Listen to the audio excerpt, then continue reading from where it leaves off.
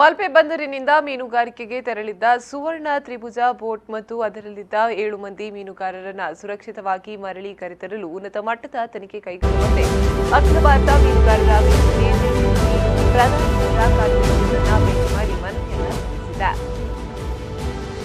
ನಿಯೋಗ ವಿತ್ತ ಸಚಿವ ಅರುಣ್ ಜೇಟ್ಲಿ ಅವರನ್ನ ಭೇಟಿ ಮಾಡಿ ಮೀನುಗಾರಿಕೆಗೆ ಸರಕರಣೆಗಳಿಗಾಗಿ ಜಿಎಸ್ಟಿ ವಿನಾಯಿತಿ, ನಾಡದೋಣಿಗಳಿಗೆ ರಿಯಾಯಿತಿ ದರದಲ್ಲಿ ಸೀಮೆ ಎಣ್ಣೆ ವಿತರಣೆ, ಕೇಂದ್ರದಲ್ಲಿ ಮೀನುಗಾರಿಕೆ ಸಚಿವಾಲಯ ತೆರೆಯಬೇಕು, ಡೀಸೆಲ್ ರೋಡ್ ಸೆಸ್ ವಿನಾಯಿತಿ ಸಹಿತ ವಿವಿಧ ಬೇಡಿಕೆಗಳನ್ನ ಈಡೇರಿಸುವಂತೆ ಮನವಿಯನ್ನ ಮಾಡಲಾಯಿತು.